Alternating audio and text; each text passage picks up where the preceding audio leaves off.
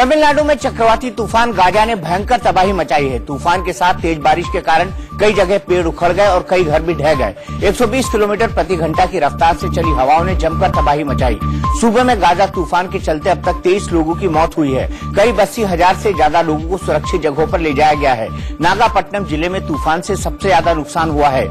वेदराण्यम में तूफान से नमक के खेतों को काफी नुकसान पहुंचा है। हालात को देखते हुए रामनाथपुरम और तूतीकोरिन में मछुआरों से समुद्र से दूर रहने के लिए कहा गया है। तेज हवा और बारिश से कई जगह बिजली सप्लाई ठप हो गई है। कई रास्ते बंद हो गए हैं जिन्हें खोलने की कोशिश की जा रही है। तमिलनाडु सरकार में तूफान में जान गंवाने वालों के परिजनों को 10 लाख, गंभीर रूप से घायलों को 1 लाख और मामूली घायल हुए लोगों को 25,000 रुपए की आर्थिक मदद देने का ऐलान किया है। केंद्र सरकार ने भी तमिलनाडु सरकार को आश्वासन दिया है कि चक्रवात गाजा से उत्पन्न स्थिति का सामना करने के लिए उसे हर संभव मदद की जाएगी।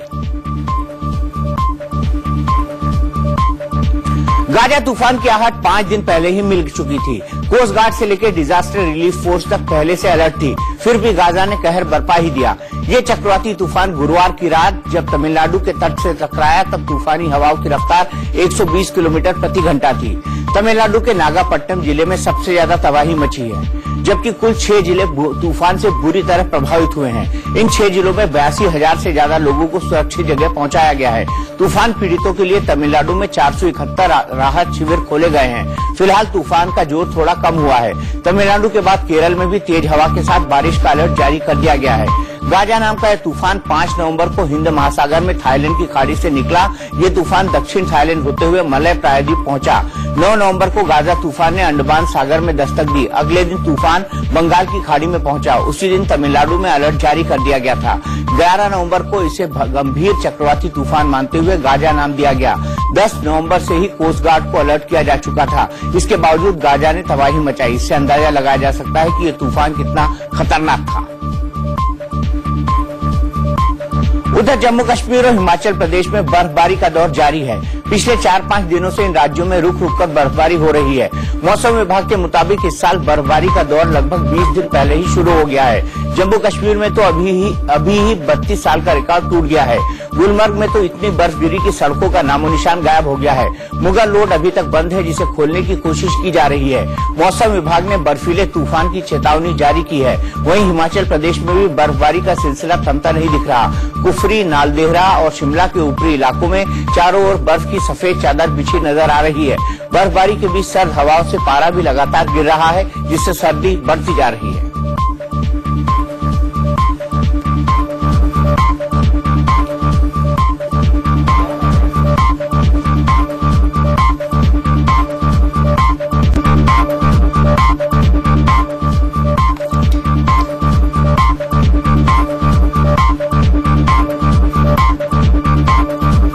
वहीं राजनीतिक तापमान लगातार बढ़ रहा है। पीएम नरेंद्र मोदी ने छत्तीसगढ़ से लेकर मध्य प्रदेश तक चुनाव प्रचार किया।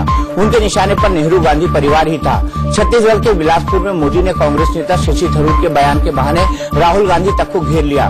थरूर ने कहा था कि पंडित नेहरू की वजह से एक चाय वाला पीएम बन पाया है। इस पर मोदी ने कहा कि मेरे पीएम बनने का क्रेडिट जनता की जगह नेहरू को क्यों दे रहे हैं।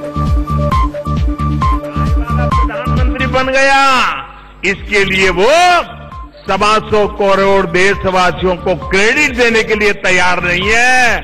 ये उनकी अलोकतांत्रिक मानसिकता का परिणाम है। उसके लिए भी नेहरू को ही क्रेडिट देने का मन करता है। उनको निंद नहीं आ रही है कि ये राजगद्दी तो हमारे परिवार के नाम लिखी गई थी, चाय वाला चुरा ले गया। उनको परेशानी है। मोदी ने तंज कसते हुए कहा कि अगर नेहरू की वजह से मैं पीएम बन गया तो कांग्रेस में कोई परिवार के बाहर का कांग्रेसी 5 साल के लिए अध्यक्ष क्यों नहीं बन पा रहा। अगर आप दावा करते हैं कि पंडित नेहरू के कारण अगर मोदी देश का प्रधानमंत्री बन गया, एक चाय वाला प्रधानमंत्री बन गया, अरे देश छोड़ो, एक बार, बहुत बार नहीं, एक बार कम से कम 5 साल के लिए आपके परिवार के बाहर का कोई, अरे मैं मान लूंगा कि नेहरू जी ने ऐसी लोकतांत्रिक परंपराएं पैदा की थी कि जिसके कारण कोई समर्पित कांग्रेसी कांग्रेस पार्टी का अध्यक्ष बन पाया। आज मध्य प्रदेश के चुनावी कुरुक्षेत्र में पीएम मोदी और कांग्रेस अध्यक्ष में खूब वार पलटवार हुए। सागर में राहुल ने फिर गिनाया कि सरकार ने सिर्फ उद्योगपतियों को कर्ज दिया, तो शहडोल में मोदी ने पलटवार किया कि राहुल तो सपने में भी झूठ बोलते हैं। 3,50,000 करोड़ रुपया हिंदुस्तान के सबसे अमीर लोगों का कर्ज माफ किया। और भाइयों और बहनों, अभी 12 लाख करोड़ रुपया बचा है और नरेंद्र मोदी जी 12 लाख करोड़ रुपया आज से इन सबसे बड़े उद्योगपतियों का माफ करेंगे। झूठे के कारोबारी, ये झूठ के शहंशाह कितना झूठ बोल सकते हैं, कितनी बार झूठ बोल सकते हैं, कैसा कैसा झूठ बोल सकते हैं, कहां कहां झूठ बोल सकते हैं। शायद रात में बड़बड़ाते होंगे, उसमें भी झूठ बोलते होंगे। ऐसी झूठ बोलने की आदत हो गई। चुनावी प्रचार के दौरान नोटबंदी को लेकर भी राहुल गांधी और पीएम मोदी में जमकर वार पलटवार हुआ। राहुल ने कहा कि नोटबंदी देश के इतिहास में हुआ सबसे बड़ा घोटाला है, तो मोदी ने जवाब दिया कि नोटबंदी में गांधी परिवार लूट गया, इसलिए उन्हें नोटबंदी चुभती है। अच्छी तरह सुन लो, नोटबंदी से बड़ा घोटाला इस देश की हिस्ट्री में कभी नहीं हुआ है। और ये बात साबित हो जाएगी,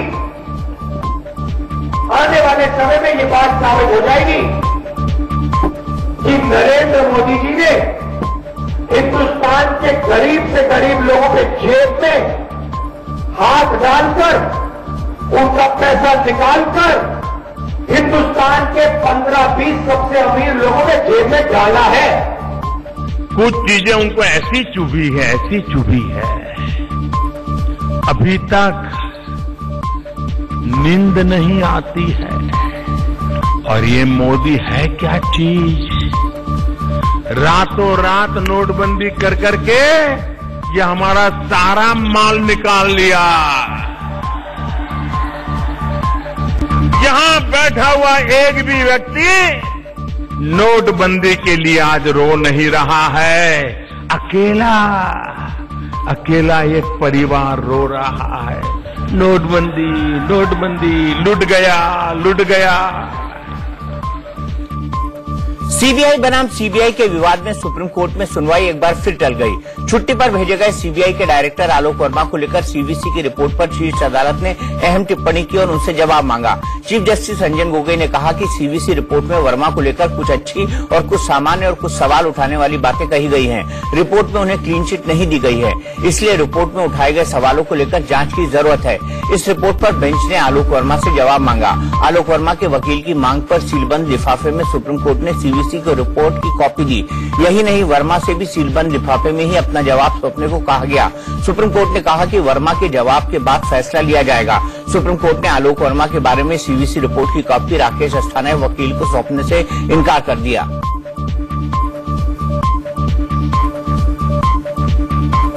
सीबीआई में भ्रष्टाचार पर मचे घमासान के बीच आंध्र प्रदेश सरकार ने एक बड़े फैसले से सबको चौंका दिया।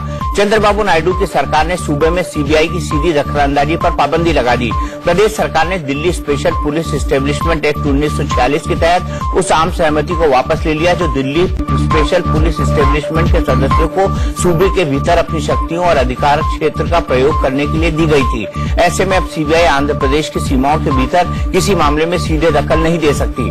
राज्य सरकार ने अब सीबीआई की बजाय एंटी करप्शन ब्यूरो से सर्च, रेड या जांच का काम कराने का फैसला किया है।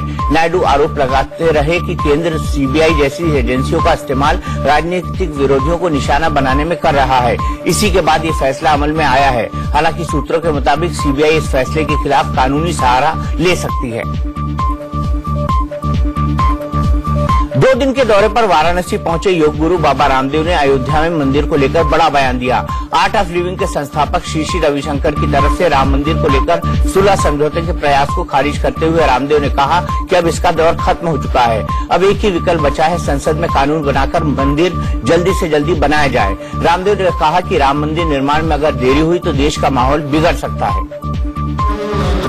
देखिए, समझौते का दौर निकल चुका है। अब तो एक ही विकल्प बचा है, संसद में कानून लाओ और मंदिर जल्दी से जल्दी बनाओ, और अभी नहीं तो कभी नहीं, इसी पर हमें काम करना हो। 25 नवंबर से आरएसएस और विश्व हिंदू परिषद का राम मंदिर को लेकर अयोध्या में नए सिरे से अभियान शुरू हो रहा है और उससे पहले यहां 14 कोसी परिक्रमा शुरू हो गई है। भारी संख्या में श्रद्धालुओं का हुजूम अयोध्या में उमड़ा। सरयू में स्नान के साथ श्रद्धालुओं ने परिक्रमा शुरू की। कार्तिक पूर्णिमा तक ये परिक्रमा चलेगी।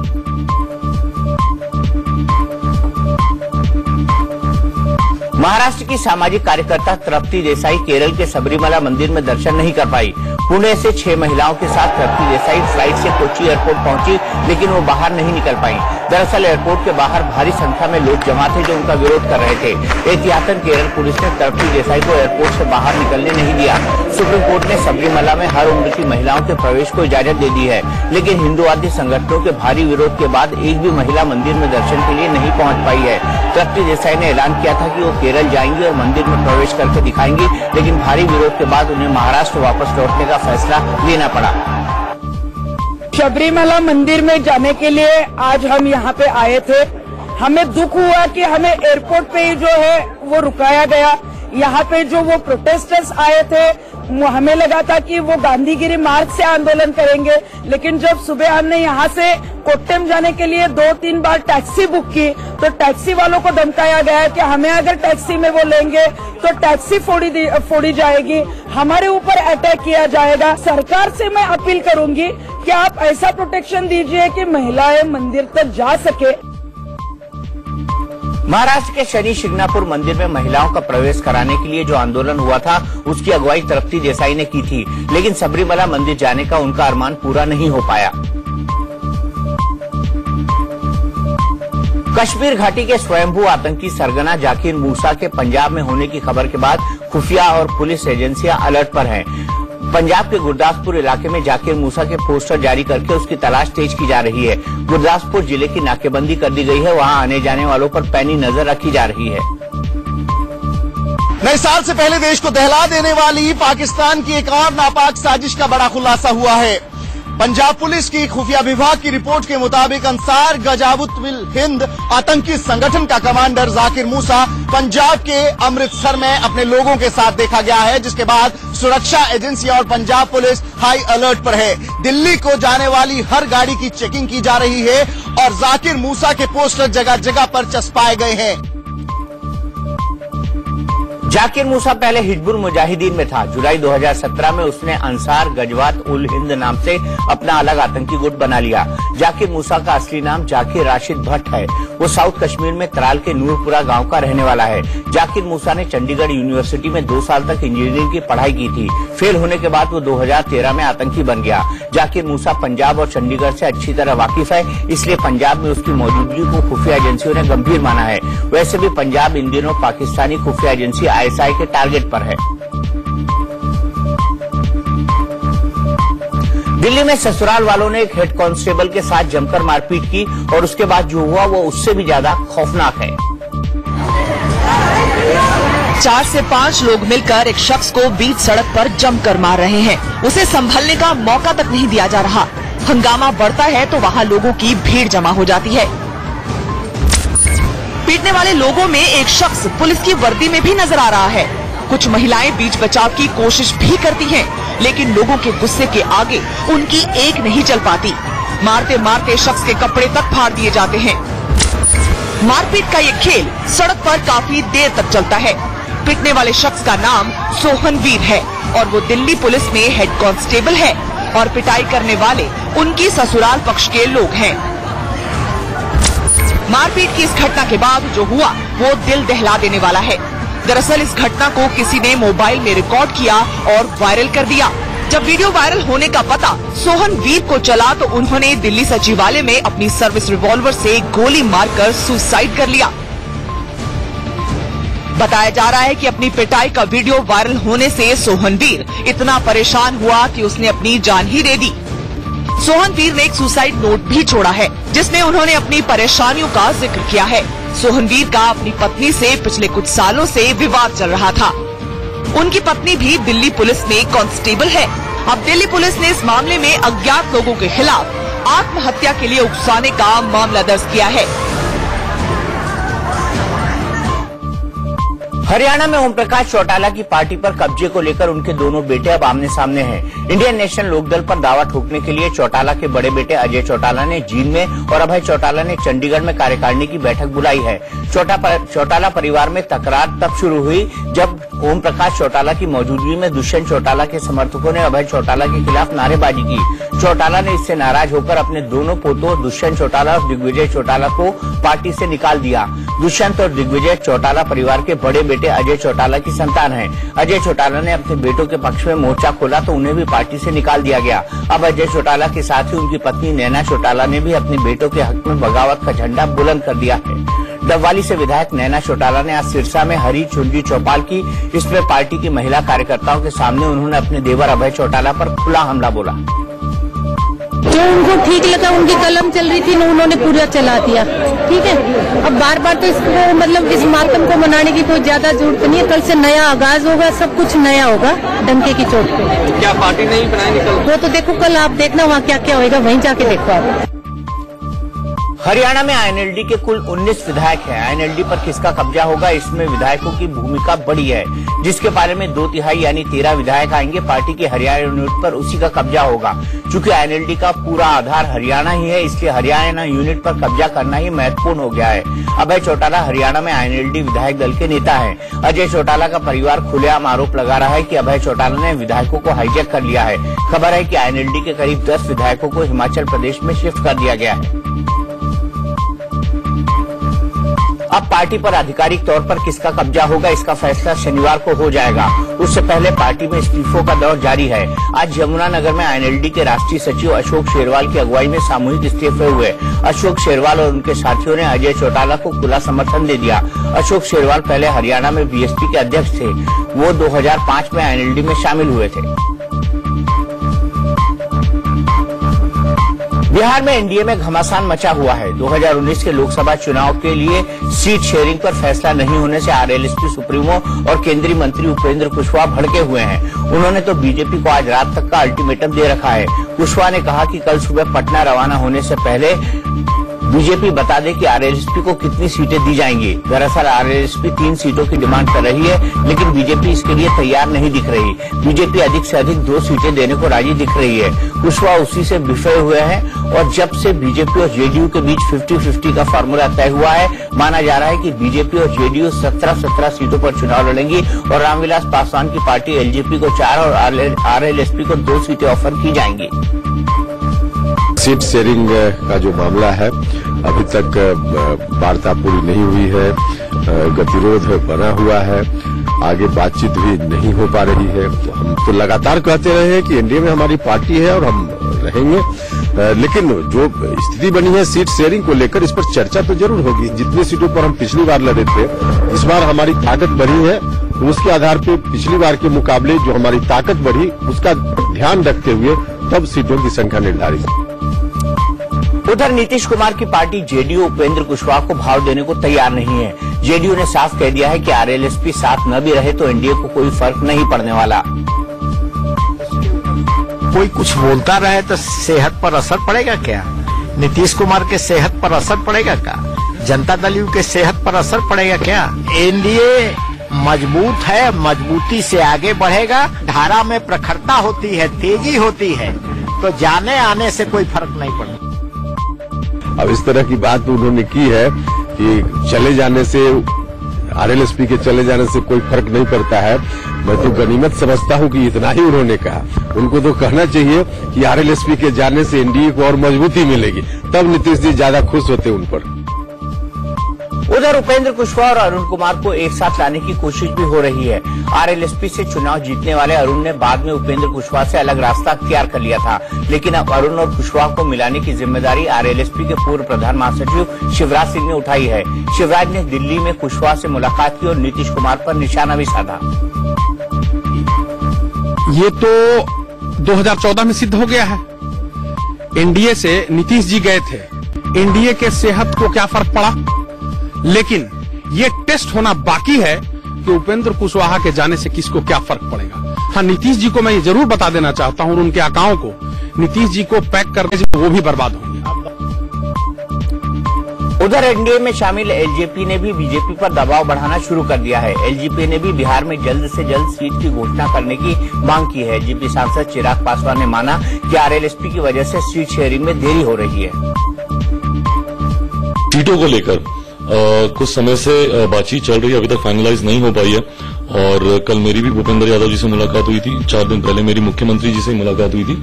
अब हम लोग भी चाहते हैं कि जल्द से जल्द सीटों का बंटवारा कर लिया जाए।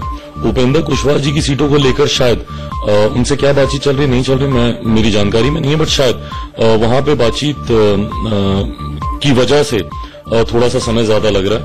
बट उम्मीद करता हूं कि अब जल्द से जल्द ये फाइनल हो जाना चाहिए। और उम्मीद यही है कि जब सीटों का बंटवारा होगा तो जिस सम्मानजनक समझौते की बात भारतीय जनता पार्टी के राष्ट्रीय अध्यक्ष जी ने भी कही थी, उसी आधार पर होगा।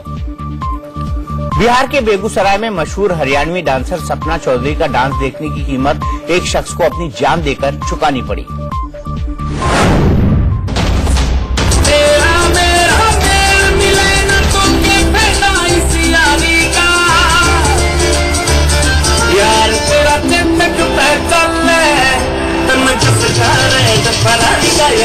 सपना चौधरी जब स्टेज पर होती है तो नीचे उनके चाहने वालों को संभालना मुश्किल हो जाता है। जैसे जैसे सपना गाने के साथ ठुमके लगाती हैं, भीड़ की दीवानगी का पारा ऐसा चढ़ता है कि हर कोई स्टेज के एकदम करीब पहुंचने की कोशिश करने लगता है। ऐसे में अगर किसी को उनके शो में एंट्री न मिले तो उनके फैंस हर हद को पार करने के लिए तैयार रहते हैं। बिहार के बेगूसराय में छठ महोत्सव के दौरान ही ऐसा कुछ देखने को मिला। भीड़ इतनी बढ़ गई कि पुलिस को काबू करने के लिए लाठीचार्ज करना पड़ा, जिसमें सज्जन कुमार नाम के शख्स की मौत हो गई।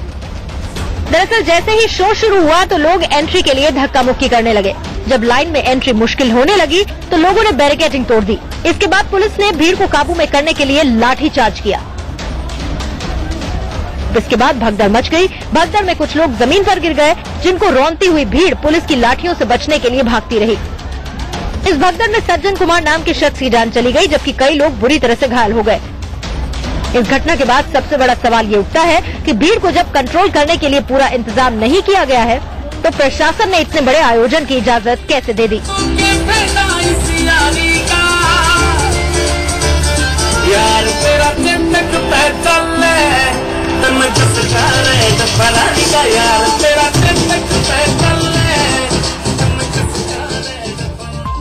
राजस्थान के लिए कांग्रेस ने अपनी पहली लिस्ट जारी कर दी। पहली लिस्ट में कांग्रेस ने 152 उम्मीदवारों के नाम घोषित किए हैं। पूर्व सीएम अशोक गहलोत, प्रदेश कांग्रेस अध्यक्ष सचिन पायलट समेत राजस्थान कांग्रेस के कई दिग्गज नेताओं को भी विधानसभा चुनाव में प्रत्याशी बनाया गया है। गहलोत पायलट के चुनाव लड़ने की घोषणा पहले ही हो गई थी। पहली लिस्ट में कांग्रेस ने 2 मौजूदा विधायकों के टिकट काटे हैं। कांग्रेस अध्यक्ष राहुल गांधी पैराशूट उम्मीदवारों को टिकट नहीं देने की बात करते थे, लेकिन हाल ही में कांग्रेस में शामिल हुए 4 नेताओं को टिकट दे दिया गया है। कांग्रेस की पहली लिस्ट में 64 नए चेहरों को मौका दिया गया है। वहीं 19 महिलाओं को कांग्रेस ने उम्मीदवार बनाया है। 152 प्रत्याशियों में 30 एससी कैटेगरी के हैं। कांग्रेस ने अपनी पहली लिस्ट में 9 मुस्लिम उम्मीदवारों को मौका दिया है। जाति गणित को साधते हुए कांग्रेस ने जाट समुदाय से 22 प्रत्याशी बनाए हैं। पहली लिस्ट में कांग्रेस ने 12 ब्राह्मण उम्मीदवार घोषित किए हैं, साथ ही 14 राजपूत प्रत्याशियों को मौका दिया है। बड़े चेहरे की बात करें तो सचिन पायलट को टोंक से प्रत्याशी बनाया गया है। वो पहली बार विधानसभा चुनाव लड़ रहे हैं। पूर्व सीएम अशोक गहलोत अपनी परंपरागत सीट सरदारपुरा से चुनाव लड़ेंगे। पूर्व केंद्रीय मंत्री सीपी जोशी को नाथद्वारा से टिकट मिला है। गिरिजा व्यास को कांग्रेस ने उदयपुर से प्रत्याशी बनाया है। राजस्थान विधानसभा में नेता विपक्ष रामेश्वर डूडी नोखा सीट से चुनाव लड़ेंगे। बीजेपी छोड़ कांग्रेस में शामिल हुए दौसा के सांसद हरीश मीणा को देवली उनियारा से टिकट मिला है। बीजेपी से कांग्रेस में आए हबीबुर रहमान को नागौर से प्रत्याशी घोषित किया गया है।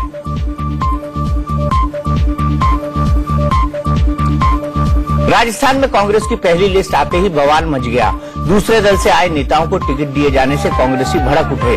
देर रात दिल्ली में कांग्रेस अध्यक्ष राहुल गांधी के आवास के बाहर इन असंतुष्ट कांग्रेसियों ने प्रदर्शन किया। इनका कहना है कि हमने पूरी जिंदगी खपा दी और कांग्रेस में 1-2 दिन पहले आए हुए नेताओं को पार्टी ने टिकट दे दिया, जो हमारे साथ नाइंसाफी है।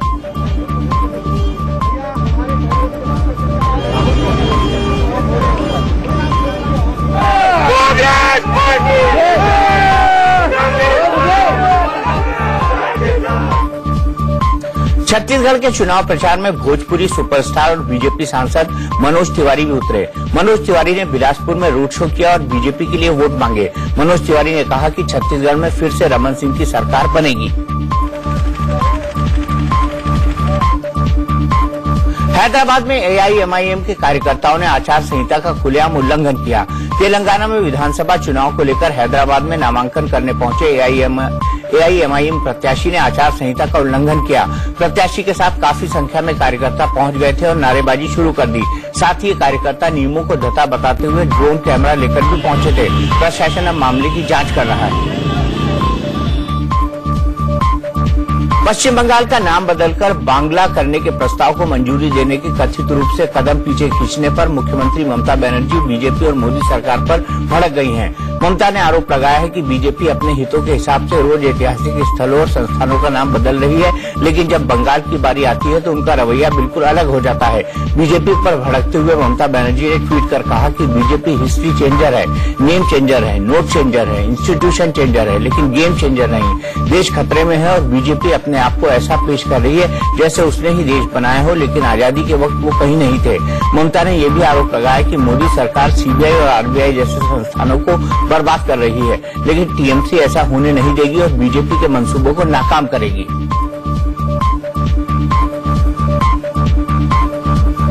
यूपी के बाहुबली राजा भैया 30 नवंबर को नई पार्टी बनाएंगे। रघुराज प्रताप सिंह उर्फ राजा भैया 6 बार निर्दलीय विधायक रहे हैं। विधायक के तौर पर 30 नवंबर को उनके 25 साल पूरे होने वाले हैं और इसी दिन वो अपनी नई पार्टी की घोषणा करेंगे। आने वाले 30 नवंबर को 25 वर्ष पूरे हो रहे हैं, तो इसको लेकर के कार्यकर्ताओं से, सहयोगियों से, समर्थकों से और सभी शुभचिंतकों से एक राय ली गई कि 25 वर्ष की ये यात्रा पूर्ण हुई।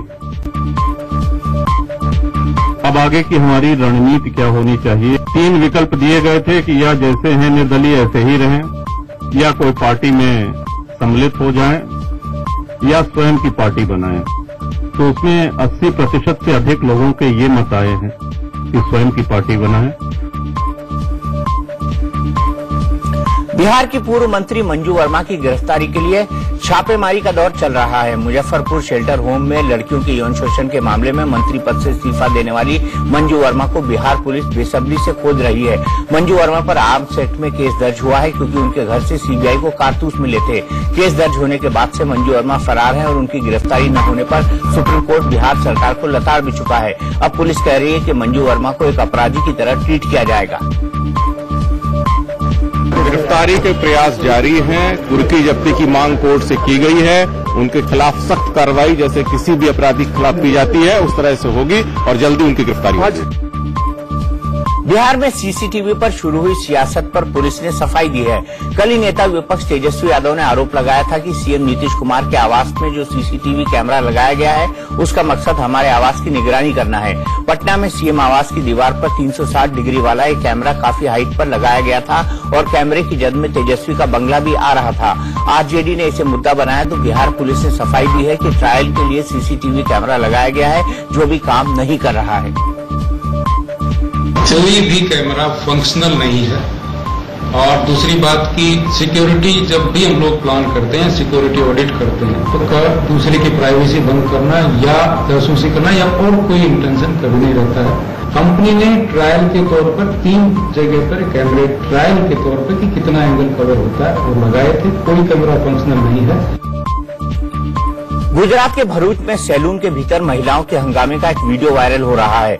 महिलाएं सैलून में जमकर तोड़फोड़ करती दिख रही हैं।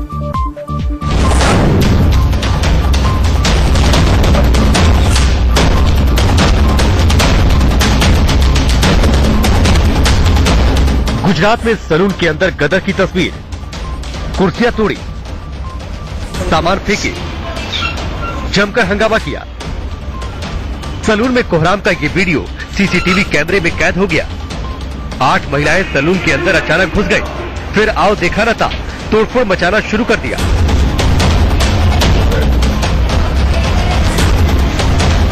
हंगामे की ये तस्वीर 11 नवंबर की है।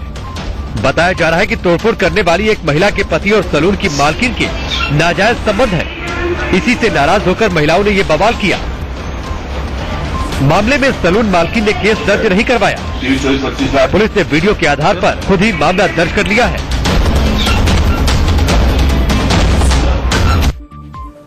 उत्तराखंड में निकाय चुनाव को लेकर प्रचार का शोर आज खत्म हो गया। सूबे के 92 में से 84 निकायों के लिए 18 नवंबर को वोट डाले जाएंगे।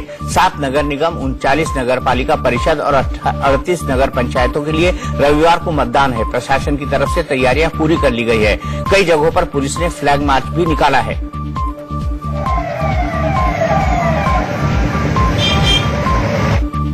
उत्तराखंड में निकाय चुनाव में नोटों का खुला खेल चल रहा है। बीजेपी के एक विधायक नोट बांटते कैमरे में कैद हो गए हैं।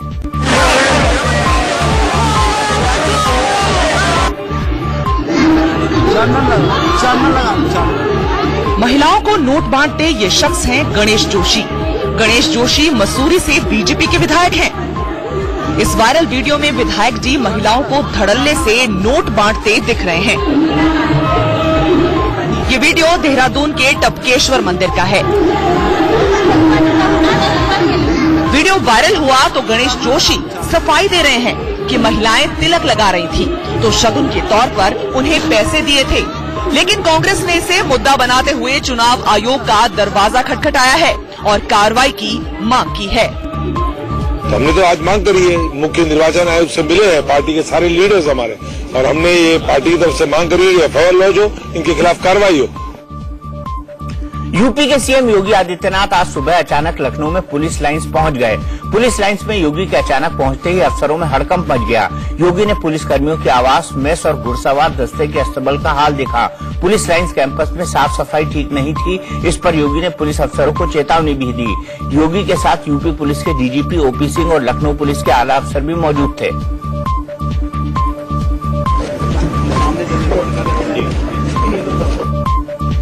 यूपी के बांदा जिले की तिंदवारी सीट से बीजेपी विधायक ब्रजेश प्रजापति ने अपनी ही सरकार के खिलाफ हल्ला बोल दिया है। विधायक ने बांदा में स्वाभिमान रैली में भीड़ जुटाई और जनता के सामने दिल का गुबार निकालने में जुट गए। इस दौरान उन्होंने पुलिस प्रशासन और जनप्रतिनिधियों तक को नहीं बख्शा। विधायक ब्रजेश प्रजापति ने मौजूदा व्यवस्था के खिलाफ लड़ने का ऐलान भी कर दिया। कोई भी ऐसा सरकारी ऑफिस नहीं है जहाँ पर रिश्वत न ली जाती। और पहले तो रिश्वत लेने में आदमी कायली महसूस करते हैं कि आगे से हम गलत काम कर रहा हूं, उसको अपराध का बोध होता था। परंतु आज तो ऐसे हालात हो गए हैं कि वो रिश्वत अपना अधिकार समझता है, बड़े ठोक के लेता है। बॉलीवुड की ड्रामा क्वीन के नाम से मशहूर राखी सावंत अक्सर अपनी हरकतों की वजह से सुर्खियों में रहती हैं। अब राखी अपने एक वीडियो को लेकर मुश्किलों में फंसती दिख रही है। राखी ने युवतियों को रेप से बचने का तरीका बताते हुए एक आपत्तिजनक वीडियो शेयर किया था, जिस पर एक महिला वकील ने राखी के खिलाफ नवी मुंबई के NRI पुलिस स्टेशन में शिकायत दर्ज कराई है। महिला वकील ने राखी पर अश्लीलता फैलाने का आरोप लगाते हुए कार्रवाई की मांग की है। मुंबई में सरेआम एक युवक पर देशी तमंचे से गोलियां दागी गई, जिससे राहगीर दहशत में आ गए। ये वारदात मुंबई के कांदिवली ईस्ट के क्रांति नगर में हुई। यहाँ एक मंदिर के पास शराब के नशे में धुत एक नौजवान ने एक युवक पर 2 राउंड फायरिंग की। बताया जाता है कि आरोपी दिनेश कनौजिया की अपने साथी सूरज से कहासुनी हुई थी। उसके बाद आरोपी ने हाथ में देशी तमंचा लेकर सूरज को दौड़ा लिया। उसी दौरान आरोपी का सामना धीरज नाम के युवक से हुआ। धीरज पर आरोपी ने बेवजह गोलियां चला दी। लोगों की भीड़ जुटने लगी तो आरोपी मौके पर ही तमंचा फेंककर फरार हो गया। गोलीबारी से बाल बाल बचा धीरज और उसका परिवार अब दहशत के मारे चुप्पी साधे हुए हैं।